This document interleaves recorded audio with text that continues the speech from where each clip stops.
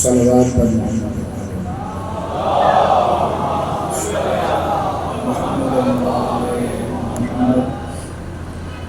بسم اللہ الرحمن الرحیم العلی العظیم الحمدللہ الذی جعلنا من المتمسکین بولایت امیر المؤمنین الحمدللہ الذی ہدانا لہذا وما كنا لنہتدی لولا ان ہدانا اللہ لقد جاءت رسل ربنا بالحق مولانا و مولا الثقلین جد الحسن والحسین مولانا ابی القاسم محمد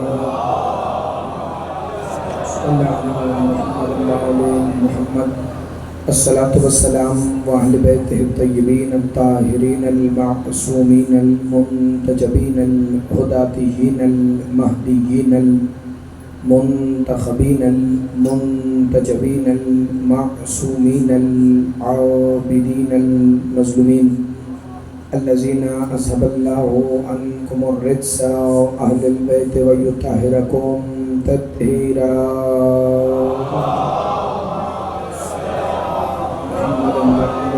محمد وعجل فرجك آل محمد لسيما بقية الله المنتظر امام زماننا هذا روحي وأرواح العالمين لتراب المقتمه الفداء أجل الله تعالى فرجه الشريف وسهل الله تعالى مخرجه الشريف اللهم لعن أول ظالما ظلم حق محمد وآل محمد وتعوب له آخر قال سبحانه وتعالى في كلامه المجيد ومحكم خطابه الحميد وقوله الحق بسم الله الرحمن الرحيم وليس البر بأن تأتوا البيوت من ظهورها ولكن البر من اتقى وأتوا البيوت من أبوابها واتقوا الله لعلكم تفلحون صلوات محمد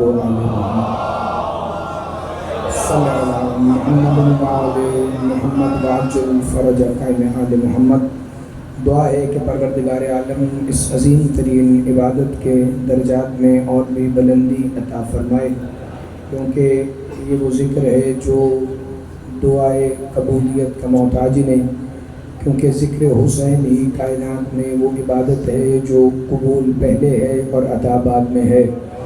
پروردگار عالم آل محمد کی عزت اور عظمت کے صدقے میں خادمین فرش عزا خصوصاً بھائی ابو ذر مہدی اور ان کے تمام خانوادے کے عزت رزق جان مال ایمان اور خصوصاً عقیدہ ولایت امیر المومنین میں بے حساب برکتیں عطا فرما۔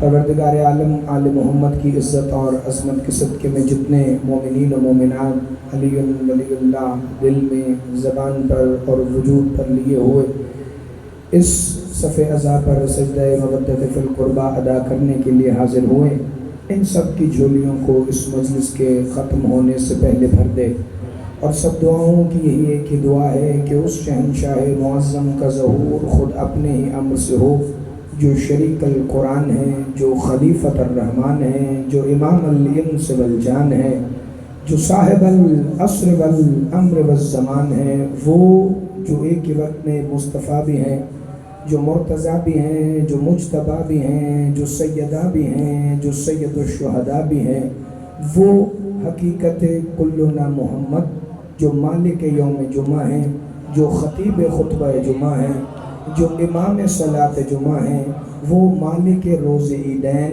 وہ منتقم یوم عاشوراء، وہ وارث روز غدیر، مالک یوم الدین بن کے کعبے کی چھت پر تشریف لائیں اور علم عباس لہرا کر یہ صدا دیں اشہد ان امیر المؤمنین علی ولی اللہ، تاکہ دنیا کے ہر منکر ولایت علی کو یہ خبر ہو جائے کہ جیسے علی آدم سے پہلے واجب ہیں ویسے ہی مہدی کے آنے کے بعد بھی واجب ہی رہیں گے۔ صلوات پر محمد و آل محمد۔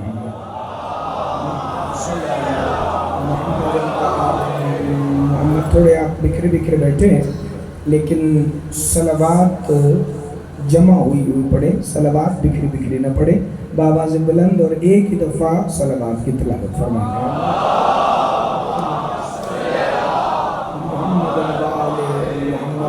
عجل فرج قائم آل محمد، یکم سفر 1446 ہجری، یہ سالانہ خمسہ مجالس، اور ان 5 مجالس کے لیے جو ہمارا عنوان ہے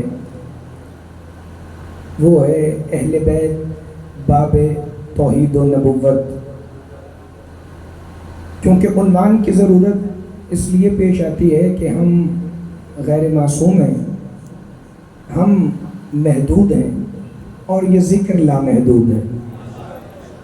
تو اپنی حدود میں، اپنی حیثیت میں، اپنی اوقات میں رہتے ہوئے جتنا کچھ ہمیں میسر ہو اسی میں ہی ہم ایک موضوع کا تعین اس لیے کر لیتے ہیں تاکہ ہمیں آسانی ہو معرفت کے کسی ایک رخ میں سفر کرنے کی۔ کیونکہ اس ذکر کی اتنی جہتیں ہیں کہ اگر جب سے 18,000 عالمین بنے اور جب تک رہیں گے تب تک تو ایک بھی فضیلت مکمل نہیں ہو سکتی، لیکن یہ تمام فضائل جو بھی ہیں یہ مدد کرتے ہیں معرفت کے کسی ایک زینے کو طے کرنے کی، اور معرفت کا رستہ وہ رستہ ہوتا ہے کہ جس کی منزل شاید کبھی نہیں آئے گی، چونکہ یہ مسلسل ایک سفر کا نام ہے، اور اسی پر سفر کرنے کے لیے ہم سورہ بقرہ کی آیت نمبر 189 سے 5 دن اہل بیت باب توحید و نبوت کے عنوان پہ گفتگو کریں گے، اور آپ یقیناً سماعت بھی کریں گے اور دعا بھی۔ اس کی بیس تھوڑی سی ٹھیک کر دیں، اس میں دھمک تھوڑی سی زیادہ آ رہی، آواز نرم ہو جائے گی نا تو اس کے بعد وہ ٹھیک رہے گا۔ اہل بیت باب توحید و نبوت، یعنی آسان لفظوں میں نوجوانوں کے لیے پیش کروں تو اہل بیت ہی وہ دروازہ ہے کہ اگر کسی کو شوق ہو کہ میں رسول اللہ تک پہنچوں تو وہ اہل بیت کے بغیر ممکن نہیں ہے، اور اگر کسی نے اللہ تک بھی جانا ہو تو دروازہ اہل بیت ہی بنیں گے کہ جب جب وہ دروازہ کھلے گا پھر اس دروازے کے پار تمہیں اللہ ہی دکھائی دے گا۔ آپ صلی اللہ علیہ وسلم رہیں ہمیشہ زندہ باد ہوں۔ یہ عنوان جو 2 ذہنی سطحوں کے لوگ مجالس اذان میں ہوتے ہیں، ایک وہ کہ جنہوں نے صرف ماننا ہوتا ہے، اور ایک وہ کہ جنہوں نے سوچ کے ماننا ہوتا ہے، تو یہ دونوں کو اپنے اپنے رستوں پر چلنے میں مدد دے گا، لیکن توجہ اگر آیت پر ہو گئی تو پھر مطلب پہلے ہی جملے میں واضح ہو جائے گا۔ پروردگار عالم نے سورہ بقرہ کی آیت نمبر 189 میں فرمایا وَلَيْسَ الْبِرُّ بِأَن تَأْتُوا الْبُيُوتَ مِن ظُهُورِهَا وَلَكِنَّ الْبِرَّ مَنِ اتَّقَىٰ وَأْتُوا الْبُيُوتَ مِنْ أَبْوَابِهَا وَاتَّقُوا اللَّهَ لَعَلَّكُمْ تُفْلِحُونَ۔ اللہ فرما رہے ہیں کہ مجھے یہ پسند نہیں کہ تم گھروں میں پچھلی جانب سے داخل ہو۔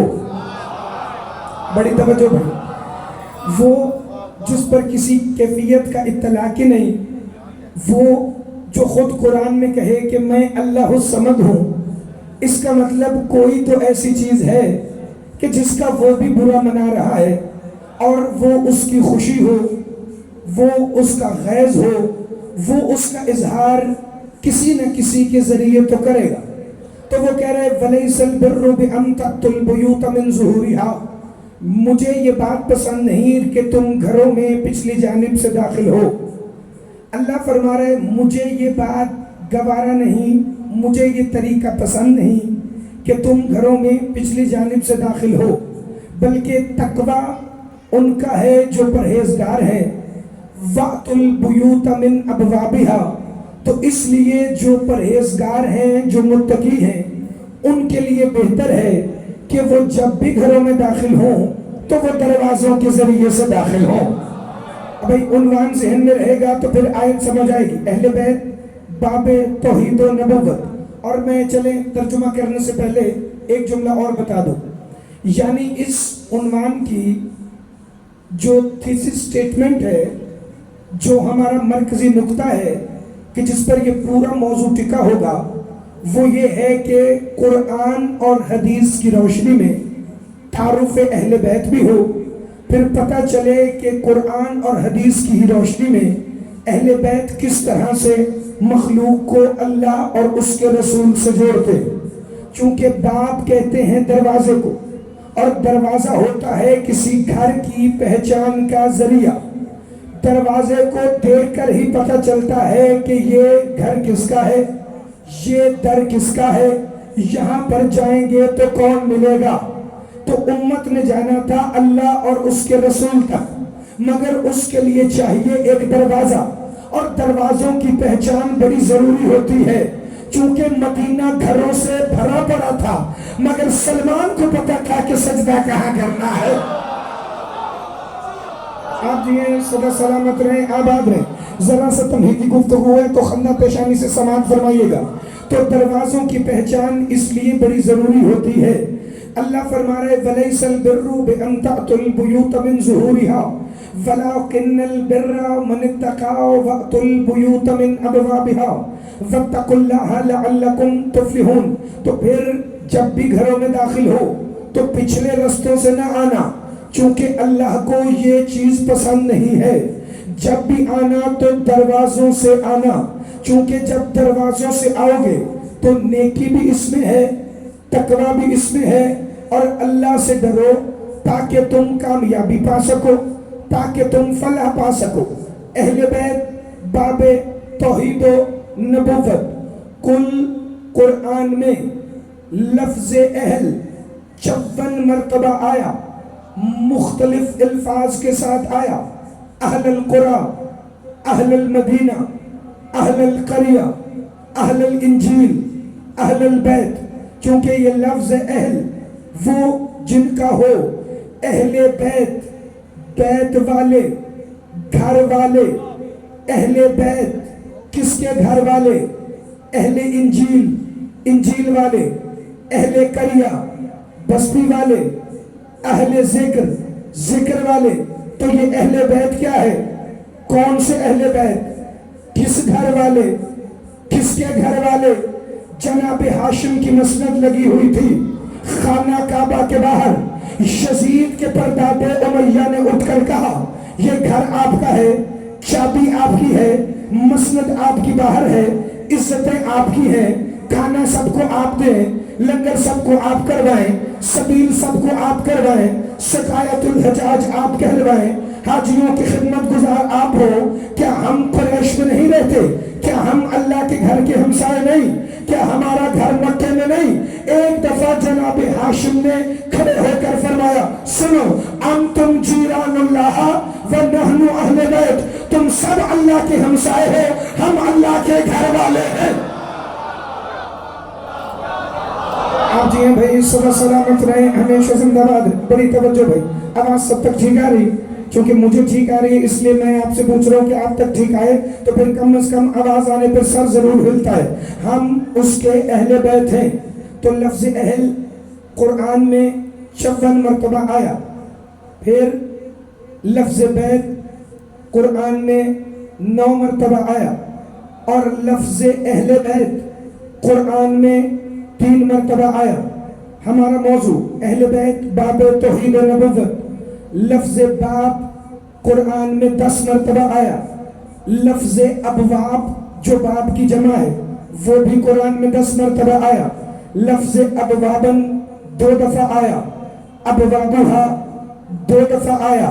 لفظ توحید قرآن میں نہیں، لیکن واحد احد کے مادوں کے ساتھ پتہ نہیں کتنی دفعہ اس نے اپنی توحید کا اعلان کیا۔ لیکن لطف کی بات تو یہ ہے کہ ہمارا جو بھی عنوان ہے اس کا ایک ایک لفظ قرآن میں موجود ہے۔ یہ اعداد و شمار اس لیے بتائے تاکہ آج پہلی مجلس میں ہی آپ کے ذہنوں میں یہ موضوع قرآن کی روح سے استوار ہو جائے۔ اور اگر میرے سرکار کسی کے چہرے پر ابھی مسکراہٹ نہیں آئی اور وہ حیران ہے کہ ہم گھر میں جیسے مرضی جائیں، چاہے پیچھے سے پھلانگ کے جائیں، چاہے اپنے دروازوں سے جائیں، یہ اللہ ہمیں کیوں کہہ رہا ہے کہ دروازوں سے جائیں، تو ان کی حیرانگی ابھی ختم ہوگی لیکن لطف کی بات یہ ہے کہ ہمارے موضوع کا مرکزی لفظ باب، دروازہ اتنا اہم ہے کہ انجیل میں یہی لفظ 5 مرتبہ آیا۔ نا آپ نے توجہ نہیں فرمائی۔ انجیل مقدس میں لفظ باب 5 مرتبہ آیا، اور لطف کی بات یہ ہے کہ باب کے عدد بھی 5 ہیں، بے کے 2، الف کا 1، بے کے پھر 2، باب کے عدد ہے 5۔ انجیل میں آیا 5 مرتبہ۔ تو ہمارا موضوع سارا کا سارا الہامی کلام میں ہے۔ اب اس جملے کی طرف پہلے بڑھیں جو آیت کی تفسیر کا پہلا فقرہ میں آپ کی سماعتوں کے لیے ہدیہ کر کے باقاعدہ آغاز کرنے لگا ہوں اس آیت کی تفسیر کا۔ وَلَيْسَ الْبِرُّ بِأَن تَأْتُوا الْبُيُوتَ مِن ظُهُورِهَا، اسے یہ چیز پسند نہیں ہے کہ تم اپنے گھروں میں پچھلی جانب سے آؤ، بلکہ نیکی اور پرہیزگاری اس میں ہے۔ وَأْتُوا الْبُيُوتَ مِنْ أَبْوَابِهَا، کہ تم اپنے گھروں میں دروازوں کی طرف سے داخل ہو۔ وَاتَّقُوا اللَّهَ، اور اللہ سے ڈرو۔ اللہ یہ کوئی اتنی سخت بات تو نہ تھی، لوگوں کے مکان ہیں، اپنی زندگی بھر کی کمائی سے بناتے ہیں، پھر وہ چاہے پیچھے سے پھلانگ کے آ جائے، چاہے وہ دروازوں کے ذریعے آ جائے، تو پھر فرق کیا پڑتا تھا؟ یہی سوال لے کے صحابہ آئے رسول اللہ کی بارگاہ میں، ان کے آگے آگے چلتے آ رہے تھے، چہرے پر مسکراہٹ سجا کے۔ جناب جابر ابن عبداللہ الانصاری، حدیث قصہ کے راوی، جابر کا چہرہ دیکھ کے مصطفیٰ نے کہا مجھے پتا ہے جابر، ان سب میں سے اگر کوئی کام کا سوال کرے گا تو وہ تم ہی کرو گے، کیونکہ تم وہ ہو جو سوال کو کرنے سے بھی پہلے جانتے ہو۔ تمہیں پتا ہے کہ مصطفیٰ کے دل میں کیا ہے، تو جابر پوچھو آج کیا پوچھنا چاہتے ہو؟ کہ یا رسول اللہ مجھے تو پتا ہے کہ اللہ کیا کہنا چاہ رہا ہے، مگر یہ جو میرے ساتھ آئے ہیں ذرا انہیں بتا دیجئے، یہ صبح سے پریشان ہیں کہ مکان ہمارے، گھر ہمارے، در دیوار ہمارے، ہم چاہیں تو گھر میں پچھلی جانب سے آئیں ظہوریہا، چاہیں تو ابوابہا، ہم اپنے گھروں میں سامنے کی طرف سے جائیں، تو پھر اللہ یہ روک کیوں لگا رہا ہے کہ خبردار پچھلی جانب سے نہ آنا مگر دروازوں سے داخل ہونا؟ رسول نے فرمایا جابر میں تمہاری وجہ سے آج ان سب کو بتا رہا ہوں، اللہ ان کے پتھر کے بنے ہوئے مکانوں کی بات نہیں کر رہا، اللہ اپنی ہدایت کے گھروں کی بات کر رہا ہے۔ اللہ ان گھروں کی بات کر رہا ہے جہاں سے دین ملے گا، جہاں سے ایمان ملے گا، جہاں سے قرآن ملے گا، جہاں سے شریعت ملے گی۔ اللہ یہ کہنا چاہ رہا ہے خبردار جو جس چیز کا اہل ہو اسی سے لینا، کسی دوسرے سے لے لینا۔ جو جس چیز کا اہل ہو وہی وہ چیز تمہیں عطا کرے گا، دوسرا عطا نہیں کرے گا۔ جس دروازے سے دین ملنا ہو اسی دروازے پہ جانا۔ پہلے نتیجے سنبھالیں گے تو اگلا سمجھ آئے گا۔ خبردار کبھی بھی ہدایت لینے کے لیے چور راستوں کا استعمال نہ کرنا ورنہ گمراہ ہو جاؤ گے۔ ہمیشہ دروازوں کے ذریعے آنا۔ یا رسول اللہ یہ پوچھ رہے ہیں آپ تک آنا ہے کیسے آئیں؟ کہ جابر انہیں بتا دو انا مدینۃ العلم وعلی بابها۔ آپ جی بھائی سدا سلامت رہیں، ہمیشہ زندہ باد رہیں۔ بسم اللہ بسم اللہ، ذرا چہروں پہ مسکراہٹ آئے بھائی۔ انا مدینۃ العلم وعلی بابوہا۔ نہ میں کو 5-7 منٹ کی خاموشی دیکھ کے وہ نہیں کہتا کہ میں موضوع بدل لوں، نہ موضوع میں نے پڑھنا ہے۔ خطیب کا کام نہیں کہ وہ مجمع کے معیار پہ آئے، یہ مجمع کا کام ہے کہ وہ خطیب کے معیار پہ آ کے سنیں تاکہ اگلی منزلیں آسان ہوتی چلی جائیں۔ جابر اللہ ہدایت کے گھروں کی بات کر رہا ہے۔ جابر اللہ فرما رہا ہے کہ خبردار جو جس چیز کا اہل ہو اسی سے لینا۔ جابر جو جمعہ پڑھائے، جابر اس کے پیچھے جمعہ پڑھنا، جو بدھ کو پڑھائے زمانہ اس کے پیچھے نہ پڑھائے۔ سدا سلامت رہیں بھائی، ہمیشہ زندہ باد رہیں۔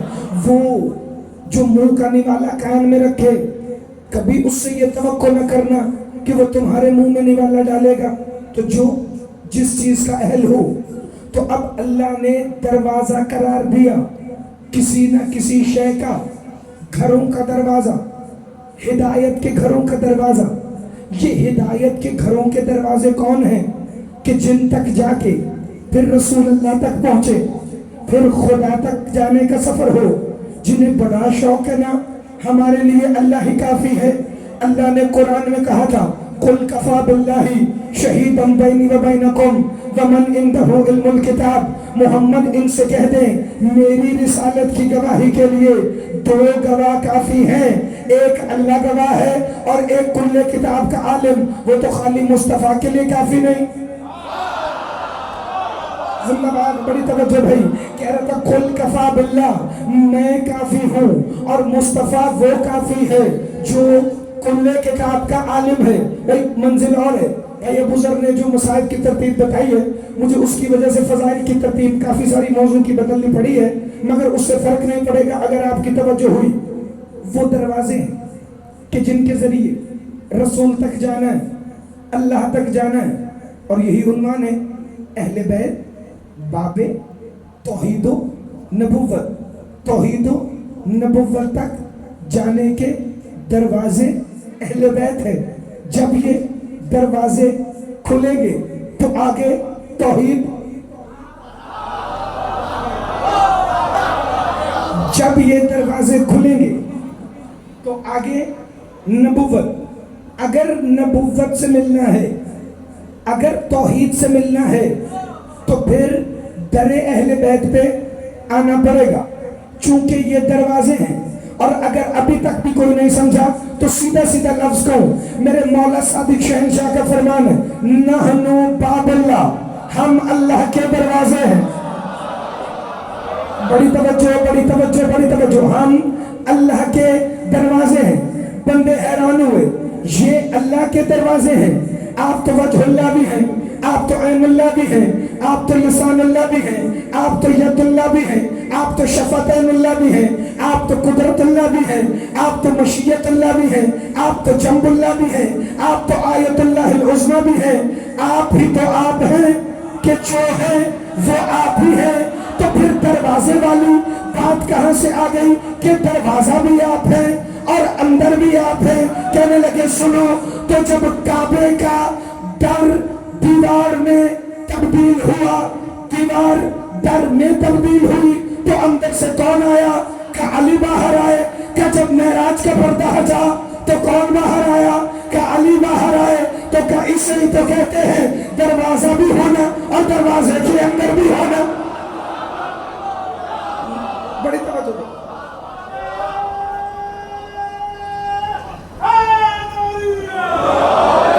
امیر المومنین ادرکنی فی سبیل اللہ۔ آپ جیئے بھی کاظم شاہ جی، مولا آپ کو صدا سلامت رکھے۔ میرے ذکر ابھی یہ سارے چہرے کھلے تو پھر میں اگلے مرحلے کی طرف بڑھوں۔ یہ ہیں وہ دروازے۔ اچھا، بندے اسی بات پہ خوش تھے کہ یہ باب اللہ ہے۔ یہی بات ابھی بندوں سے ہضم ہی نہیں ہو رہی تھی کہ یہ باب اللہ ہے۔ ابھی لوگوں سے یہی بات ہی ہضم نہیں ہو رہی تھی کہ مصطفیٰ معراج پر کس سے مل کے آئے، کہ ایک دن جناب سلمان محمدی کو ساتھ کھڑا کر کے ابو طالب کے لال نے فرمایا ایوہ الناس ان سلمان باب اللہ فی الارض، سلمان زمین پر اللہ کا دروازہ ہے۔ سدا سلامت رہیں، آباد رہیں۔ ابھی جس کا چہرہ کھلا ہے وہ سلامت رہے، تو ایک دفعہ میری طرف دیکھیں، ان سلمان باب اللہ فی الارض، سلمان زمین پر اللہ کا دروازہ ہے۔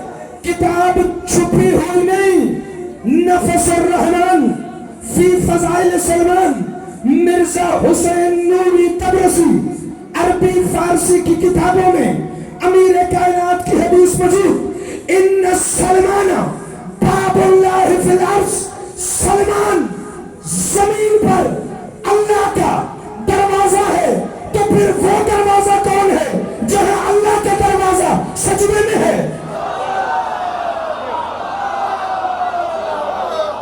آپ دیئے بھائی، آپ صدا سلامت رہے، آپ ہمیشہ زندہ باد رہے۔ جہاں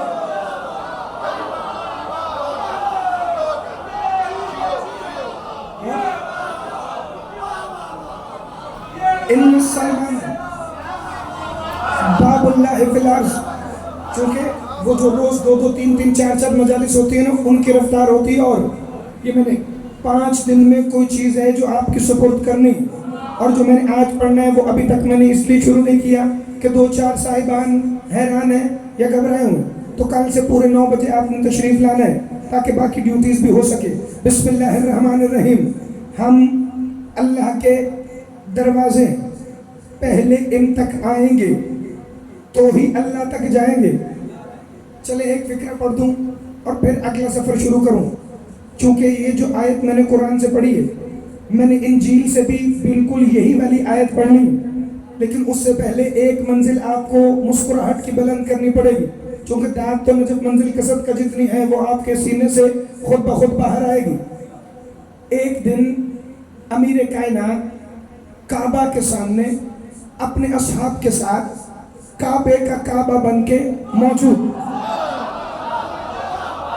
علی مولا کے اصحاب نے دیکھا ایک عربی ہے جو کعبہ کے غلاف میں ہاتھ ڈال کے رو رو کے کہہ رہے, اے بہترین میزبان, تیرے جیسا میزبان کون ہے, آج مجھے بخشش کی میزبانی عطا فرما. صحابہ نے پوچھا یا علی یہ کیا کہہ رہا ہے؟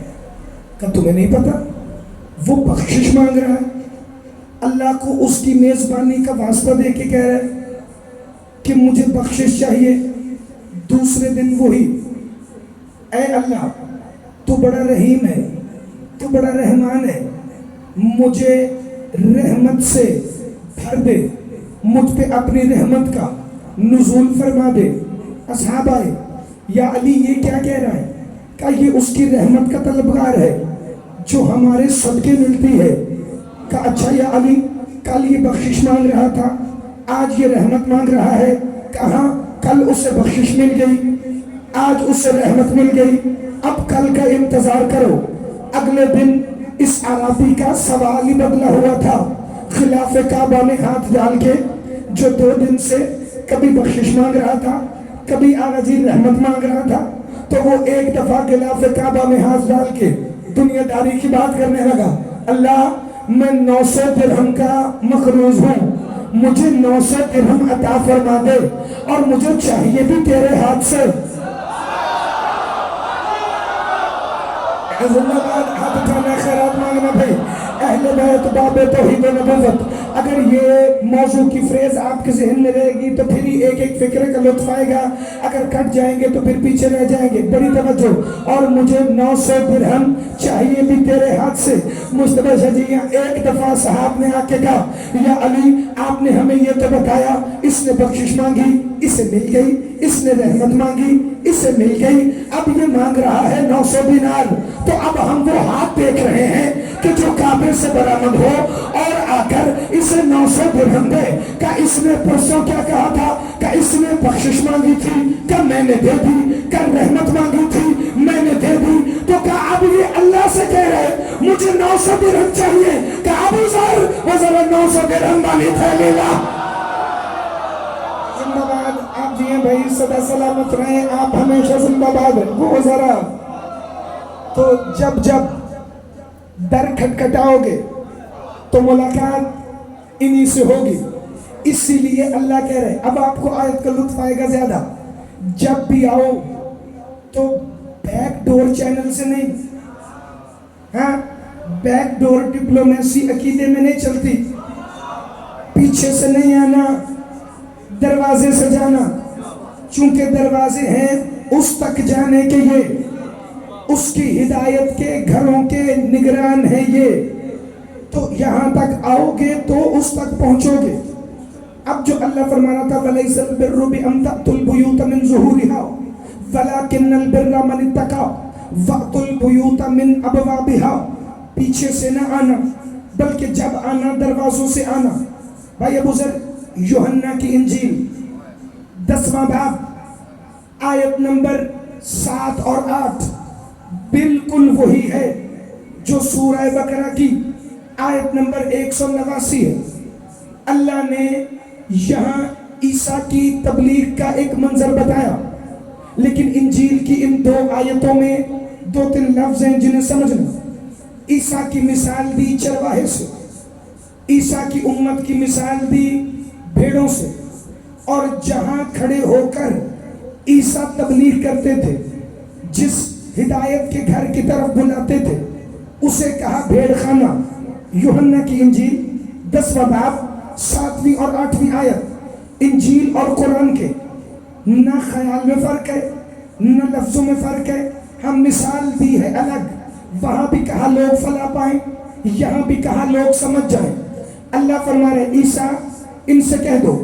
تو اب یوحنا کی انجیل کوئی عام بات بھی نہیں، یوحنا عبرانی میں جناب یحییٰ کا نام ہے، اور جسے حسن شاہ جی بڑا شوق ہے نا حیران ہونے کا، وہ آج سارا شوق پورا کرے چونکہ پہلی مجلس تمہید کی ہے۔ جناب عیسیٰ نے کھڑے ہو کر کہا اے بنی اسرائیل والو، میں ہوں تمہارا چرواہا، اور اچھی بھیڑیں وہ ہوتی ہیں جو بھیڑ خانے کے پچھلی جانب سے نہیں بلکہ بھیڑ خانے کے دروازوں سے داخل ہوں۔ سدا سلامت رہیں، ہمیشہ زندہ باد رہیں۔ اچھی بھیڑیں وہ ہوتی ہیں۔ اچھا آج بھی کبھی جناب صاحب چرچ میں جائیے گا سنڈے کو تو چرچ میں ایک دعا مانگی جاتی ہے سنڈے والے دن، خاص طور پہ رومن کیتھولک چرچ میں، اردو کے اندر اس کا ترجمہ ہے ہم یسوع کی بھیڑیں ہیں، وہ ہمیں جہاں چاہے ہانک کر لے جائے۔ ہے جملہ چرچ کی عبادت کا، مگر یہاں دل پہ لکھنے والا ہے ہم یسوع کی بھیڑیں ہیں، وہ ہمیں جہاں چاہے ہانک لے۔ اللہ کی قسم حجت پہ ایمان ہونا ہی ایسا چاہیے۔ سدا سلامت رہیں، آپ ہمیشہ زندہ باد رہیں۔ حجت خدا پر اعتبار ہونا بھی ایسا چاہیے کہ یہ جو کہے گا نہیں پوچھنا کیوں، نہیں پوچھنا کیسے، نہیں پوچھنا کیوں کہ، نہیں پوچھنا چنانچہ، بس ایک دفعہ جو حجت خدا کہے۔ اب عیسیٰ کیا فرما رہے ہیں جناب یحییٰ کی انجیل میں، یوحنا کی انجیل میں بعین ہی فکرے ہیں۔ اچھی بھیڑیں وہ ہیں جو بھیڑ خانے کے پچھلی جانب سے نہیں بلکہ مین دروازے سے، مین گیٹ سے انٹر ہوں۔ اگلا فکر اس سے بھی زیادہ کمال ہے۔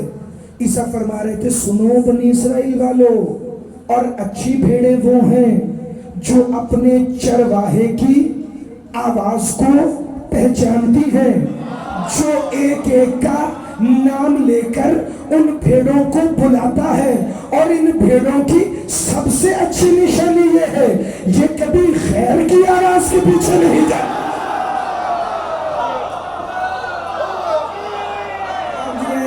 سلامت رہے، ہمیشہ زندہ باد رہے، مسکراہٹ ہے آباد، بسم اللہ میرے سرکار۔ یہ کبھی غیر کی آواز کے پیچھے نہیں جاتی۔ یعنی اگر زمانے کا نگہبان موجود ہو، اگر تمہارا پالنہار موجود ہو، اگر تمہارا روزی رساں موجود ہو، اگر تمہیں حفاظت سے ایک ہدایت کے گھر میں رکھنے والا موجود ہو، تو پھر خبردار کبھی کسی خیر کی آواز پر لبیک نہ کہنا۔ لبیک کل بھی علی اور علی کے بیٹوں کو تھا، لبیک آج بھی علی اور علی کے بیٹوں کو ہے۔ تو اچھی بھیڑیں وہ ہیں جو بھیڑ خانے میں دروازے سے داخل ہوں۔ تو اب پتہ چل گیا دروازے کی اہمیت کیا ہے۔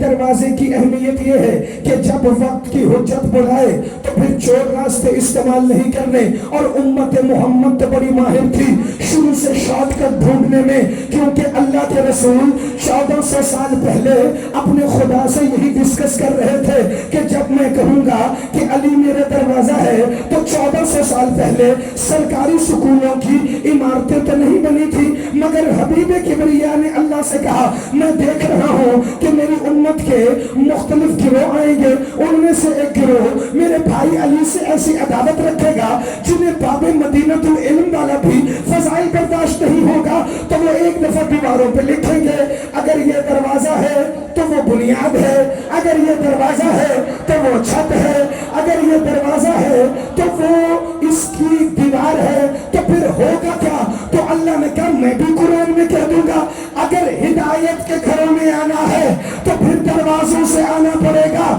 چونکہ جو بنیاد سے جائے گا وہ نقب زن کہلائے گا، جو دیوار پھلانگے گا وہ چور ہوگا، جو چھت سے آئے گا وہ ڈکیت ہوگا۔ تو یہ فیصلہ امت کرے کہ محمد کی شریعت دروازے سے لینی ہے یا چوروں اور ڈکیتوں سے لینی۔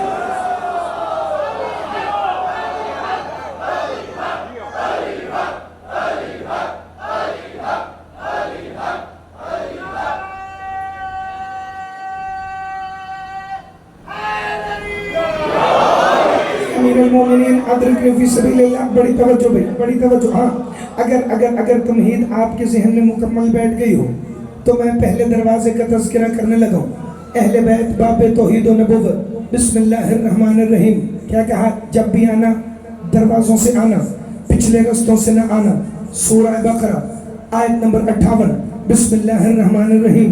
व इज़ कुल्ना दुखुलू फी हाज़िहिल क़रियता फ़कुलू मिन्हा हैसु शि'तुम रग़दम वदखुलुल बाबा सुज्जदम वक़ूलू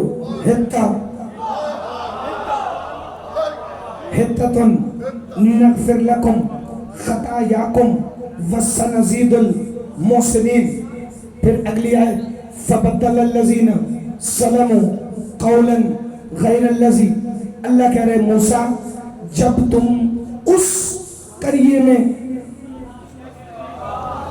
उस इलाके में, नाम नहीं लिया, दाखिल होना तो अपनी कौम से कहना जैसे चाहे खाए पिए, जो चाहे नेमत खुदाबंदी में से इंजॉय करें।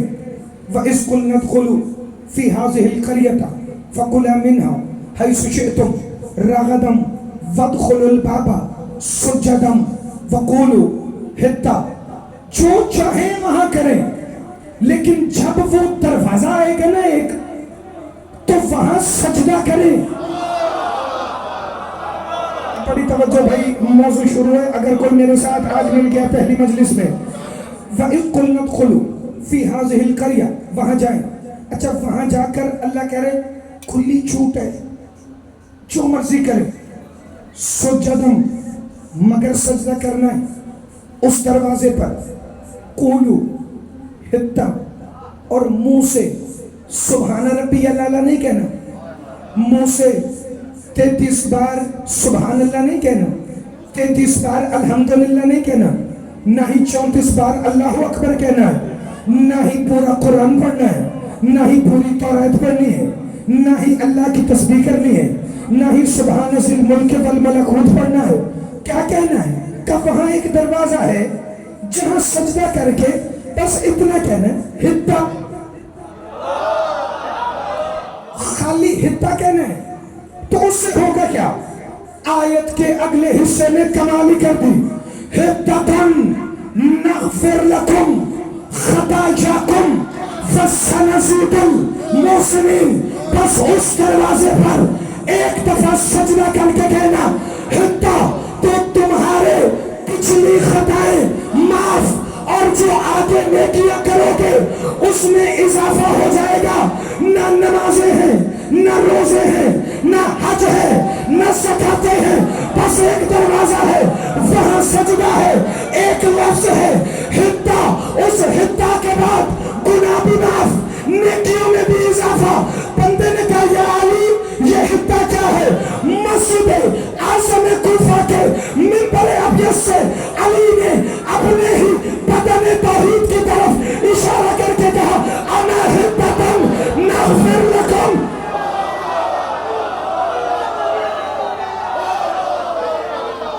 आप जी सदा सलामत रहें, आप हमेशा जिंदाबाद रहें।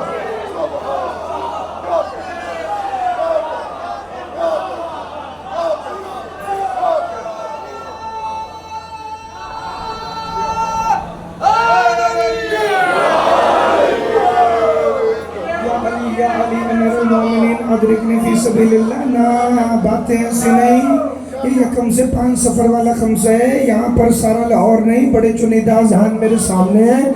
मैं तुम्हारे मयार समात को मद्देनज़र रख के अपने मयार खिताबत को तुम्हारे मयार समात तक नहीं लाऊंगा, बल्कि तुम्हारे मयार समात को नजब मंजिल का सदका अपने मयार खिताबत तक लाने की कोशिश करूँ, ताकि दरे अबुल फजल अब्बास शहनशाह परवरदिगार वफा से हमारा मिल के इस खम्से में फ़ज़ाइल की वो खैरात ले लें कि जो हमारी झोलियों में आने के बाद हमारी मारिफत में मजीद इजाफा हो।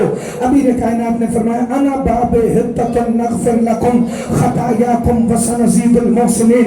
मैं ही वो बाबे हित्ता हूँ कि जहाँ झुकने वालों की खताएं बख्श दी जाती हैं और उनकी नेकियों में इजाफा कर दिया जाता है। आप बाबे हित्ता हैं। मिलके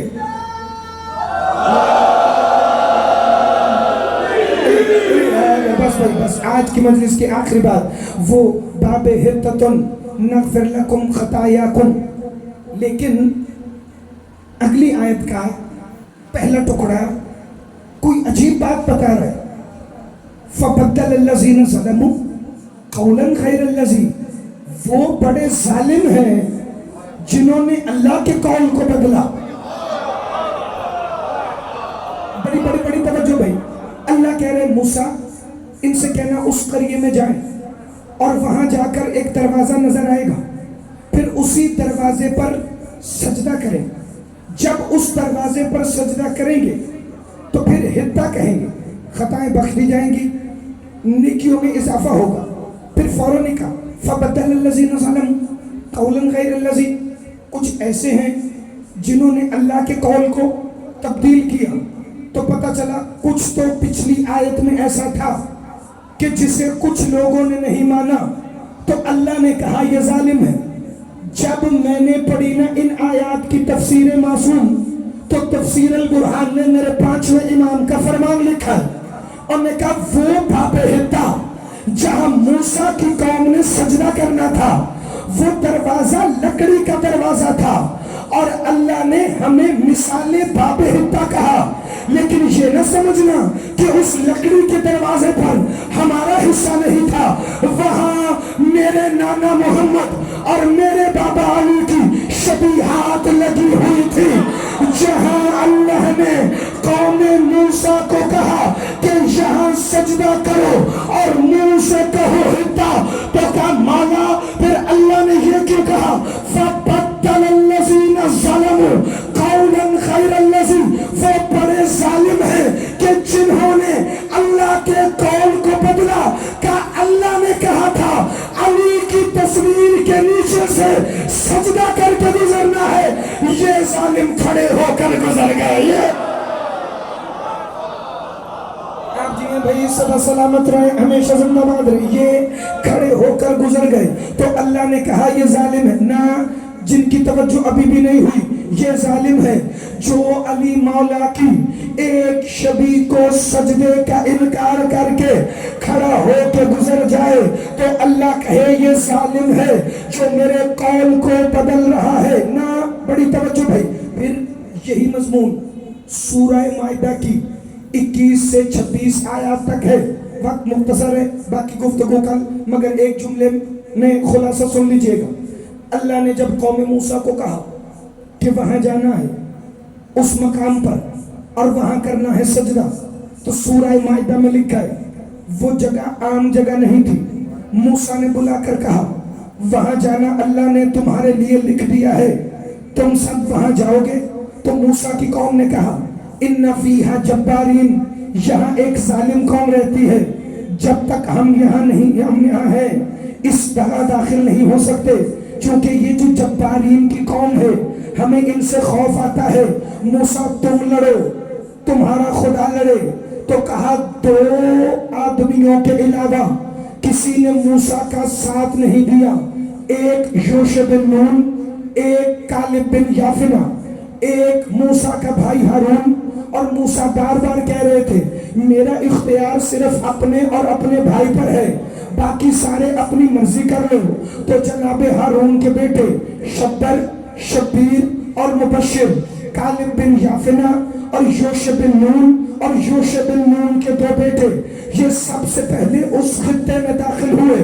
انہوں نے سب سے پہلے باب حتہ پہ سجدہ کیا، کیونکہ باب حتہ پر صرف موسیٰ کی قوم نے سجدہ نہیں کرنا تھا، وہاں موسیٰ اور ہارون نے بھی پہلے سجدہ کر کے دکھانا تھا کہ وہ کون سی دھرتی تھی کہ جہاں پر داخل ہونا قوم موسیٰ پر واجب قرار دیا تھا اور وہاں وہ داخل نہیں ہو رہے تھے، وہاں ہی تو باب حتہ تھا جہاں پر سجدہ کرنا تھا۔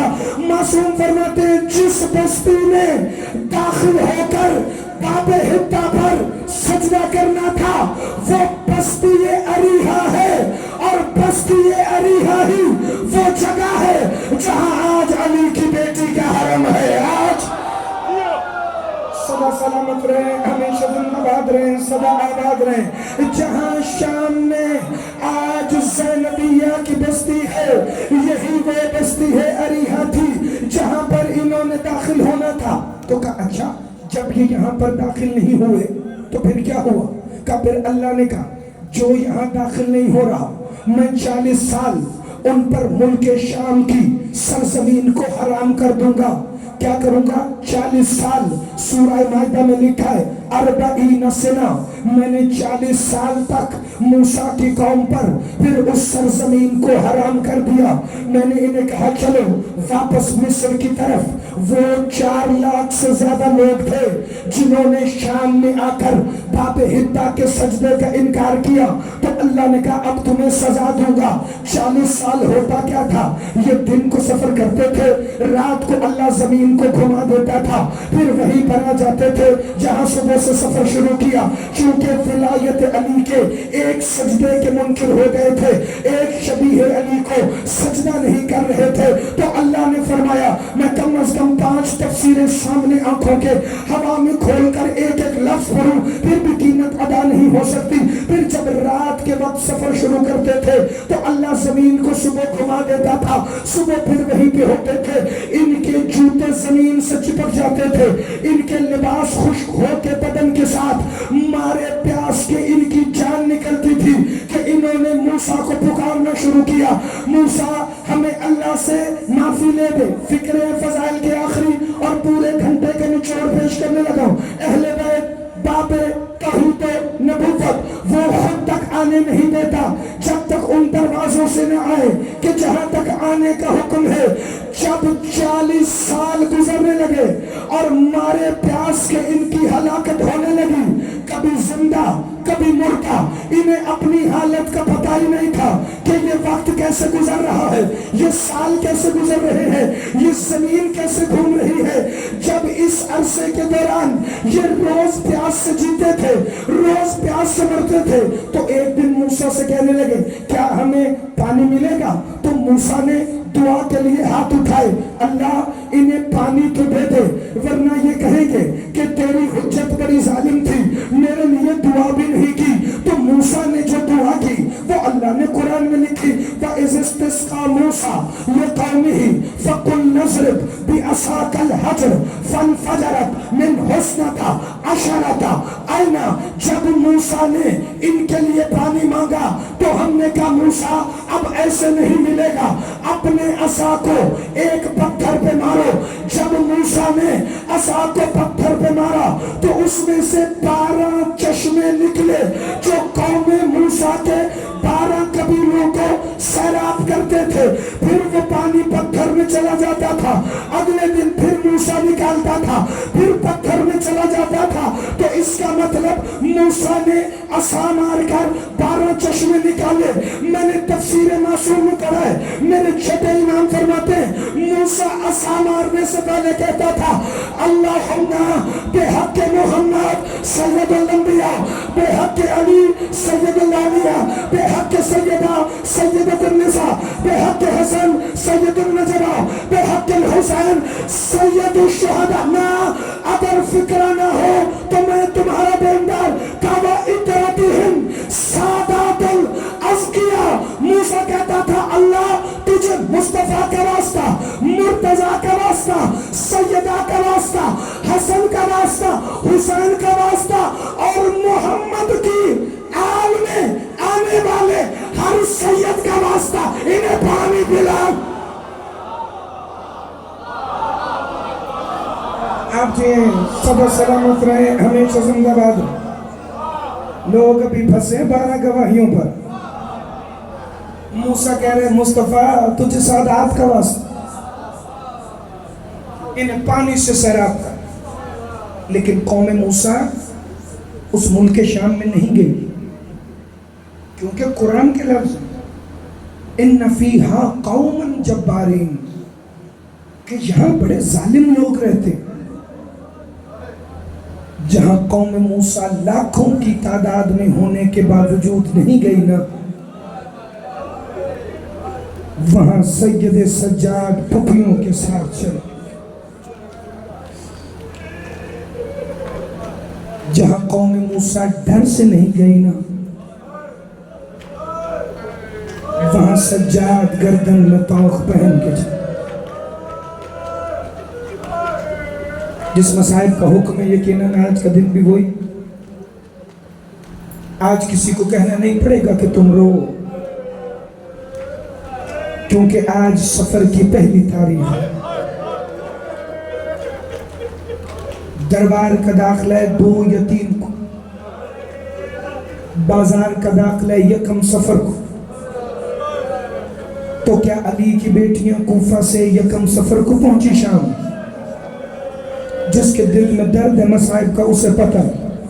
28 اور 29 محرم کے درمیانی رات دمشق شہر کے صدر دروازے کے باہر کاروان عصمت و توحید خود اپنی ہی رضا کا پابند یزید کے ایلچی نے خط لکھا.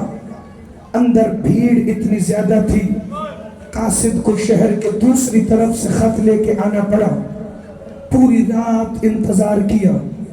29 محرم کی صبح یزید کو خبر ملی کہ علی کی بیٹیاں ہاتھوں میں رسیاں باندھ کے دمشق کے باہر کھڑی ہیں. اس نے کہا آج ان کو بازار میں داخل نہ کیا جائے، 3 دن تک بازار سجایا جائے. 1 سفر وہ دن ہوگا جس کی دوپہر ڈھل رہی ہوگی.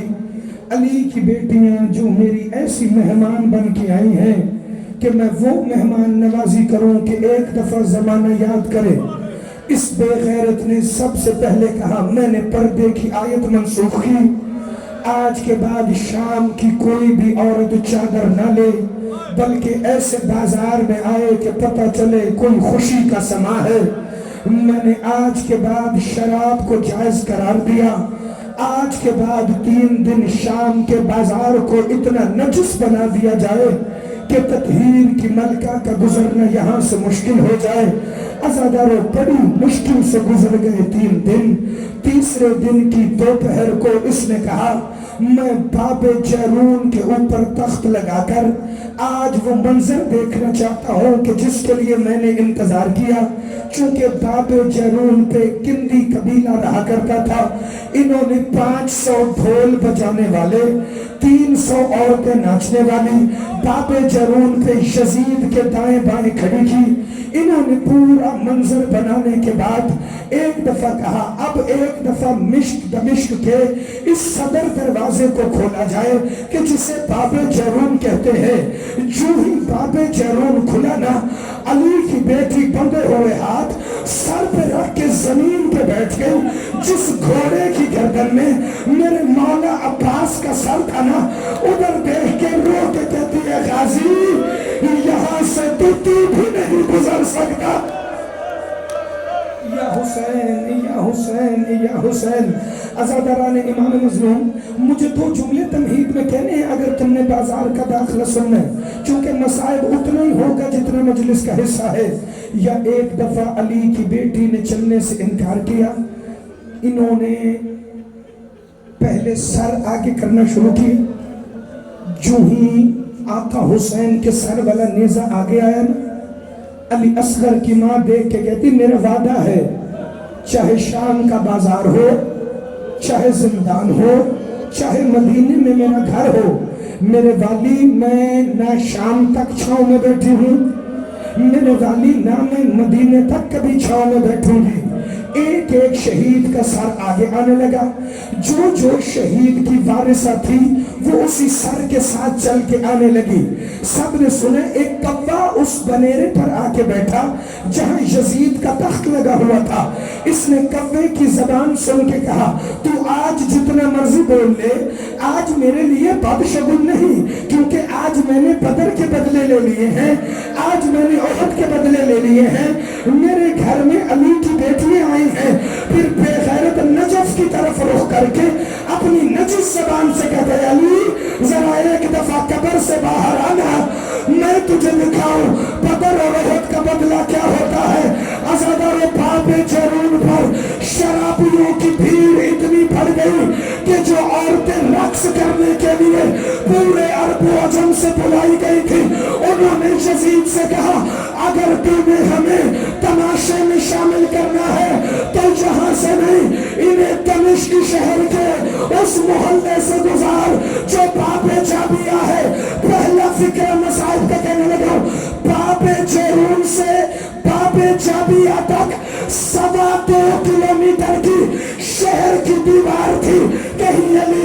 میری بیٹی کے سر کا لہو، کہیں حسین کی معصومہ کے کانوں کا لہو، کہیں سجاد کی گردن کا لہو، رو کے کہتی تھی اللہ ہم محمد کی نواسیاں، حسین یا حسین یا حسین۔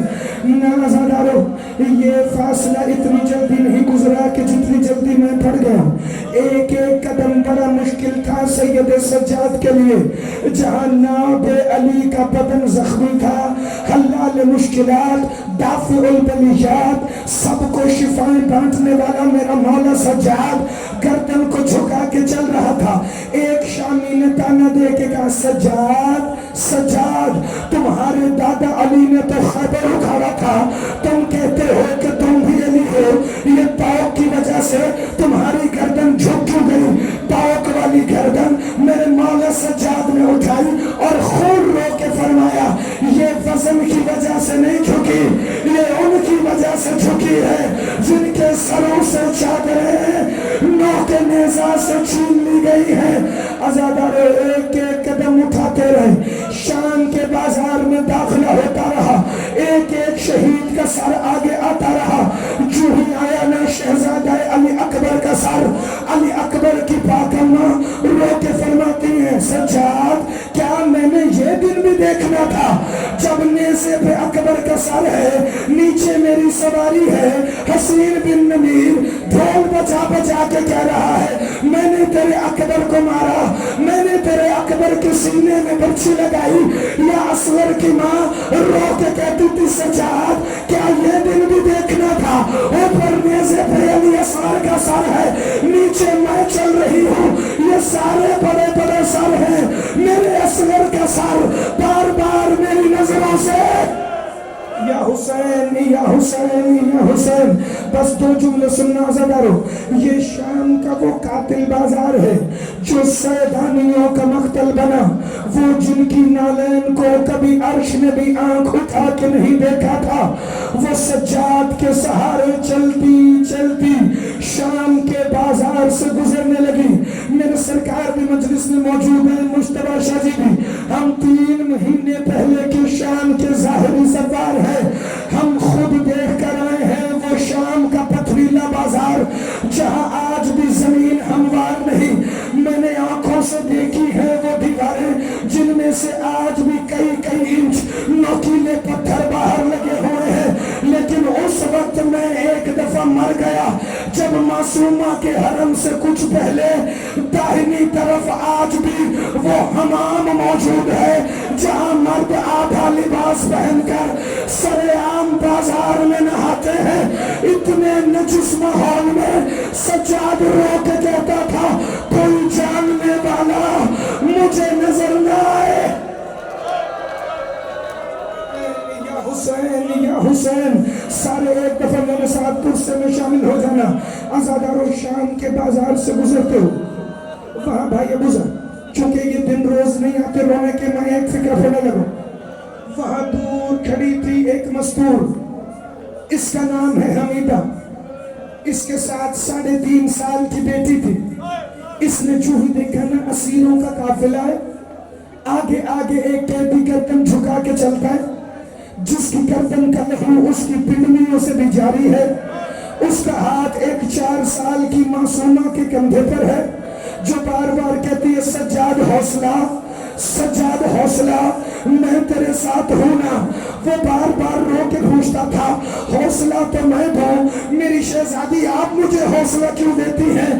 وہ رو کے کہتی تھی اگر مجھے کچھ ہو گیا نا تو بازار میں میری قبر بنا لے گا، لیکن سجاد اگر تجھے کچھ ہو گیا تو ہم ساری مستورات مل کر بھی تجھے بازار میں نہیں دفنا سکیں گی۔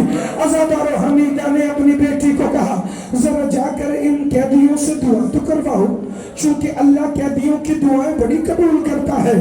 یا ایک دفعہ حمیدہ کی بیٹی آئی، معصومہ کے پاس آ کے کہتی چھوٹی قیدی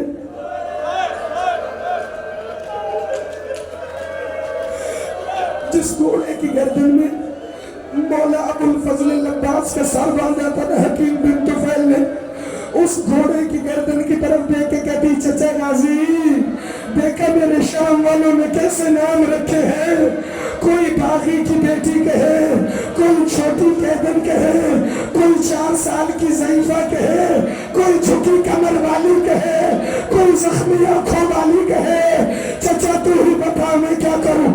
حمیدہ کی بیٹی کہتی ہے نہ اسیرہ تو گھبرانا، میں صرف دعا کرنے آئی ہوں، اسیرہ میں تجھے پتھر مارنے نہیں آئی۔ میری ماں حمیدہ نے میری ایسی تربیت نہیں کی کہ میں کسی بے کس کو، کسی مجبور کو پتھر ماروں۔ کا خبردار، ہم مجبور نہیں ہیں، ہم کائنات کے مختار ہیں۔ یہ جو اونٹ کی پشت پہ معصمہ بیٹھی ہے نا، شریکت الحسین، ہم ان کی اجازت کے بغیر کلام نہیں کرتے۔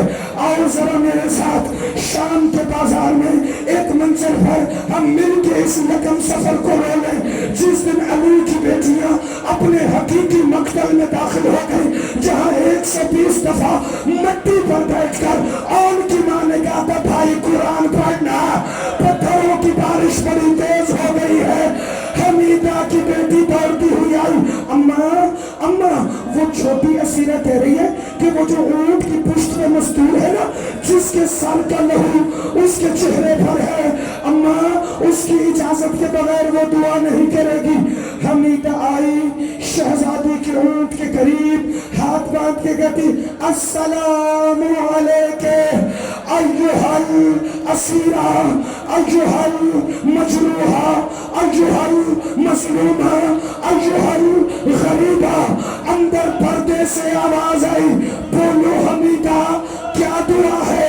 حمیدہ نے اپنا نام سنا، زمین پیروں سے نکل گئی، کیونکہ اس نے کئی مہینے کوفہ میں علی کی بیٹی سے قرآن پڑھا تھا، اسی لہجے میں۔ جب شام کے شرابیوں کے مجمع میں حمیدہ کا نام آیا، رو کے کہتی ہے بی بی دعا کر، جیسے آپ اجڑی ہیں ویسے کوئی نہ اجڑے۔ علی کی بیٹی رو کے کہتی اللہ جیسے میں اجڑی ہوں، حسین کے کسی ماتمی کی مستورات ایسے نہ اجڑے۔ کا دوسری دعا یہ ہے جیسے یہ معصومہ یتیم ہوئی ہے، میری بچی کبھی یتیم نہ ہو۔ کا معصومہ ہاتھ اٹھاؤ، معصومہ نے ہاتھ اٹھائے۔ حمیدہ کی بیٹی کہتی اماں دیکھ، یہ پتہ نہیں گھوڑے کی گردن میں جو سر ہے وہ اس بچی کا کیا لگتا ہے، یہ بار بار وہاں دیکھتی ہے۔ معصومہ کہتی ہے جیسے میں یتیم ہوں، حمیدہ تیری بیٹی کبھی یتیم نہ ہو۔ یہ کہہ کے حمیدہ جانے لگی۔ علی کی بیٹی نے آواز دی تیسری دعا نہیں منگواؤ گی؟ کا کون سی دعا؟